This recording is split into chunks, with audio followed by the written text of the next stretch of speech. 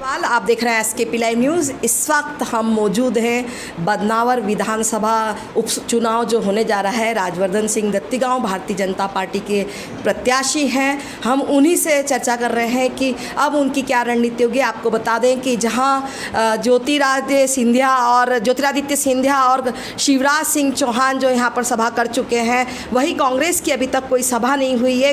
कांग्रेस की तरफ से जो है कमल सिंह पटेल को अपना प्रत्याशी घोषित किया है। कमल सिंह पटेल और राजवर्धन सिंह दत्तीगांव, बताया जाता है कि दोनों एक ही सिक्के के पहलू थे, दोनों साथ ही में काम करते थे और कमल सिंह पटेल को टिकट दिया गया है कांग्रेस से। आप एक ही परिवार के सदस्य जैसे थे, कहते हैं एक सिक्के के दो पहलू थे। अब आपके राज वो जानते हैं, आपके राज जानते हैं। हमारा तो कोई राज ही नहीं, हमारी ज़िंदगी तो खुली दुकान है, कोई राज है नहीं।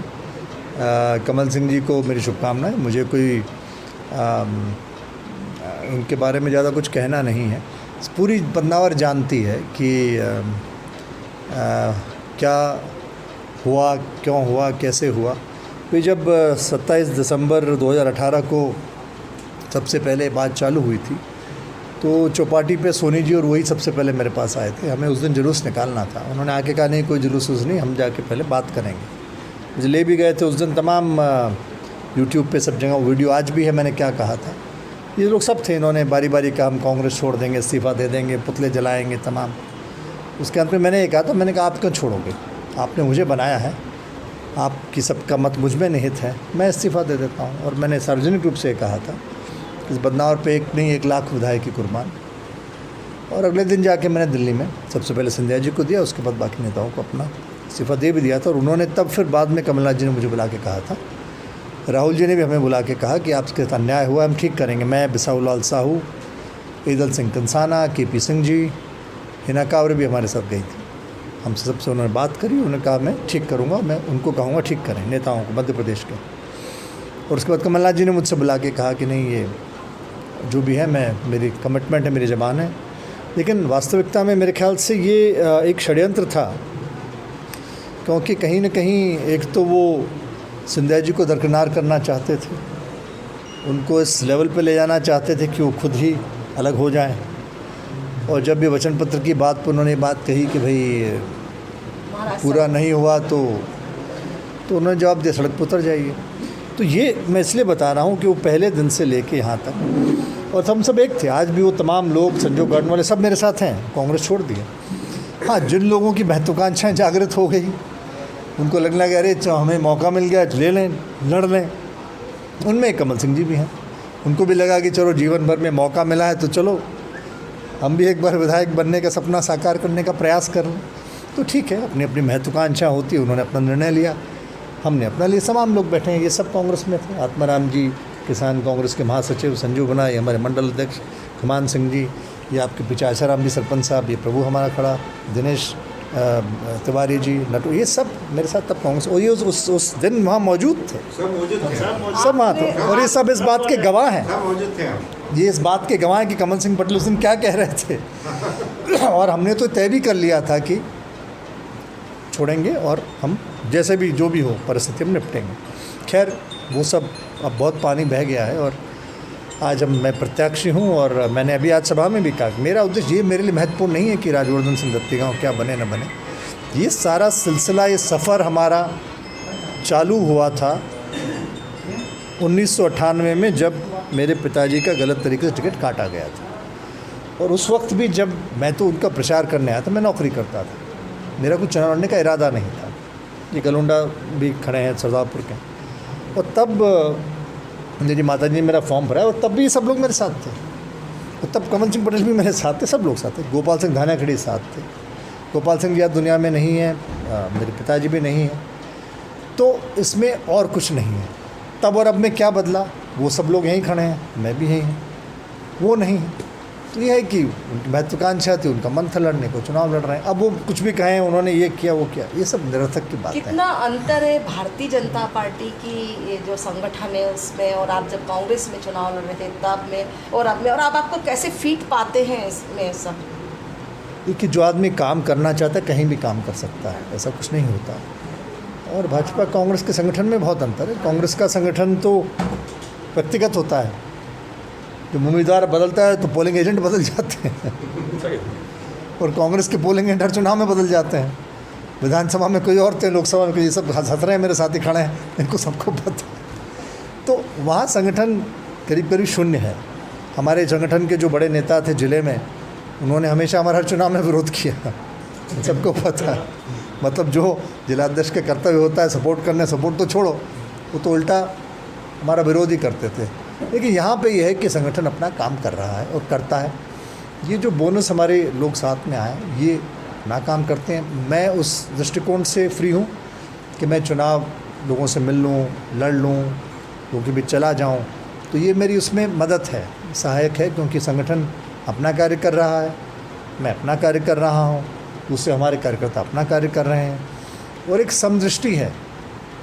समदृष्टि इस तरीके से है कि जो व्यक्ति जितना ज़मीन पे काम करेगा उसको उतना प्रतिफल भी मिलेगा। और मान सम्मान, जब समदृष्टि है तो मान सम्मान तो सबका है ही।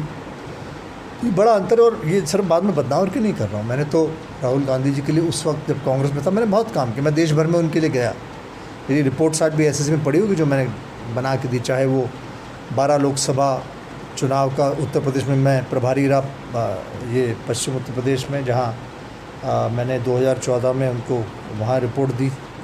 चाहे मैं राजा बरार के चुनाव में पंजाब में इंचार्ज रहा, चाहे गिदरमा में, चाहे मैं तमिलनाडु में आम्बूर में रहा, चाहे मैं हिमाचल में रहा, चाहे मैं पूरे छत्तीसगढ़ का 2014 की लोकसभा में प्रभारी रहा, पूरे स्टेट का। मैंने जहाँ भी मैं गया मैंने ईमानदारी से काम किया। लेकिन एक अफसोस की बात ये थी कि हम वहाँ जाके जो कार्य करके रिपोर्ट देते थे उस पर जितना कार्रवाई होनी चाहिए थी वो नहीं हो पाती थी। अच्छा, हम रिपोर्ट कोई, हमारा तो वहाँ कोई हित था नहीं। जब इतने दिन तक कार्यकर्ता के दूसरे घर बार छोड़ के दूसरे प्रदेश में है और हम जाके दे रहे हैं, तो अगर मैंने 100 बातें कही तो उसमें एक तो कोई बात अच्छी होगी, तो बाकी बात अस्वीकार कर दें। लेकिन एक बात अच्छी हो तो मुझे बुला के कहेंगे हाँ आपने एक बात कही थी, अब इसको कैसे क्रियान्वित करें, इसमें क्या करना है। उससे क्या होता है कि आपका जो कार्य आपने किया है उसको एक सार्थकता मिलती है।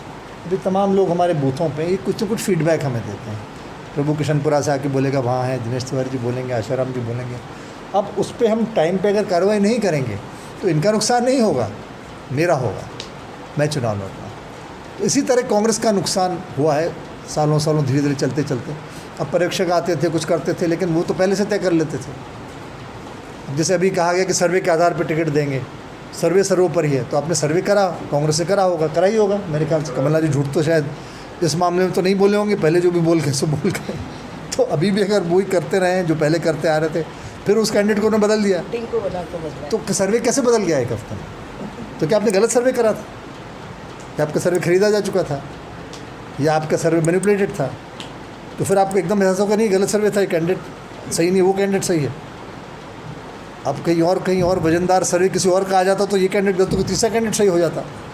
तो अलग अलग सर्वे के वजन के हिसाब से कैंडिडेचर होगा। तो मतलब आप ये कहना चाह रहे हैं कि जो टिकट दिया गया है वो रुपये का वजन रख के? और मैंने तो ऐसा नहीं कहा, मैं तो सर्वे के वजन की बात कही। लेकिन मैं ये एक उनके लिए चिंतन का विषय छोड़ रहा हूँ।